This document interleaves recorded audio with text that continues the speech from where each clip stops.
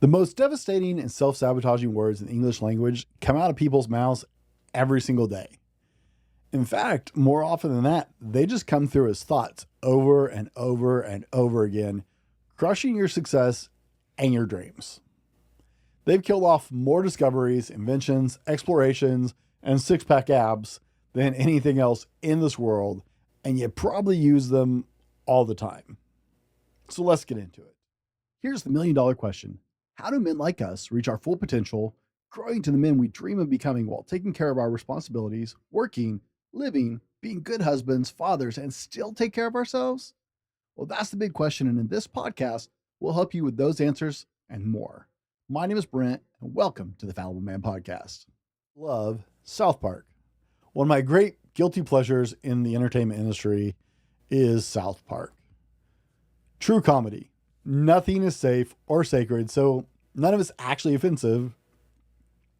Well, maybe none of it's actually offensive to me because anybody's fair game.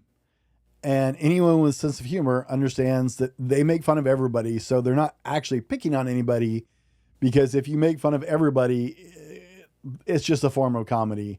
It's not actually picking on anybody. Now, one of the episodes from season 5 is called It Hits the Fan.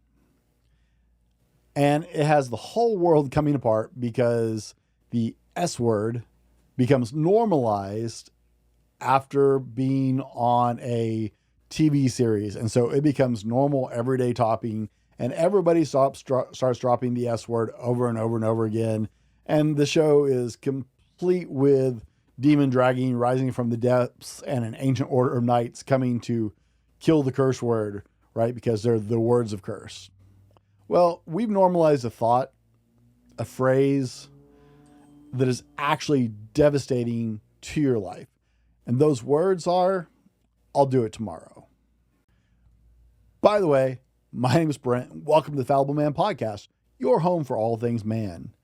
Big shout out to Fallible Nation. Those are longtime listeners, and a big warm welcome if you're a first-time listener. Hey, thanks for giving us a chance. There's a lot competing for your attention, so thank you from the bottom of our hearts. Be sure to connect with me at the Fallible Man almost anywhere. I'm particularly active on Instagram, and let me know what you thought of the show. And if you really enjoy it, be sure and share it with a friend, and check out the other show linked down in the show notes for your next episode. Now, there are several iterations of this horrible word or phrase, I will do it tomorrow. It might sound like it can wait until tomorrow. I'll start tomorrow. One more day won't hurt. I don't really have time today. You get the idea, right? Now, I didn't think I was much of a procrastinator. In fact, my wife will tell you she is the procrastinator in the family. I was never really a procrastinator, or at least I didn't think I was a bad procrastinator. But I use the I have too much work version of this all the time. And I didn't realize it for the longest time. I'm too busy today. I'll squeeze it into tomorrow's schedule. It wasn't procrastination, right? It's legitimate because I have legitimate busy work. Yeah. I mean, that makes it not procrastination. Yeah. It turns out I am legitimately busy most of the time. In fact, I'm rarely not busy. So everything in my life requires me to intentionally make time to be able to include it in my life. So the I'm busy really was just procrastination masquerading in kind of self-righteousness of me being busy. But I'm always busy, and everything I do add, really, it's like I have to shift my schedule to add things to my schedule. Everything requires intentionality in your life. I'm pretty sure I'm not alone in this. Maybe I am, but I kind of doubt it. I use the I'm legitimately busy excuse to take me from a 7-day-a-week gym habit that I had for years to I've only worked out a handful of times in the last 6 months because I'm super busy habit. Because it turns out that the habit of not working out embeds and is much easier to embed and take hold as a habit than the I'm working out regularly habit. Odd how that works. I'm, pretty sure I'm not the only one that's experienced it, but it's way easier to get in the habit of not going to the gym than to get in the habit of carrying on a healthy routine. How many things have you put off because, well, it can wait until tomorrow? I'm curious. This is your part of the show. This is a legit question for you. How many times have you put off doing the things you need to do, the things you know you need to do, by putting them off until tomorrow? How many dreams have you let go by putting it off until tomorrow?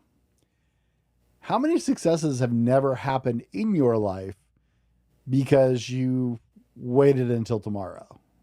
Like I said, that can take a lot of flavors. I don't have time right now. Oh, it can wait a day. Oh, I'm really busy today, but I'll get in.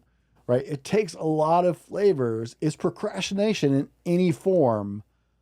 But those words of, I'll do it tomorrow, have robbed you of so much value in your life. Dreams, goals, ideals, passions.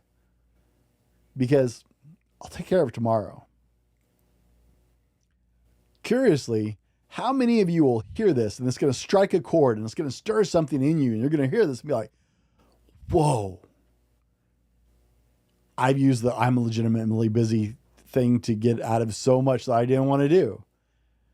But how many of you are going to hear this and it's going to stir something up, but you're going to wait to update your schedule and put that thing on your schedule until tomorrow? Don't think about it. End the show right now and take action on something that you've been putting off, and you will be better tomorrow because of what you did today. This has been the Fallible Man Podcast, your home for everything man, husband, and father. Be sure to subscribe so you don't miss a show. Head over to www.thefallibleman.com for more content and get your own Fallible Man gear.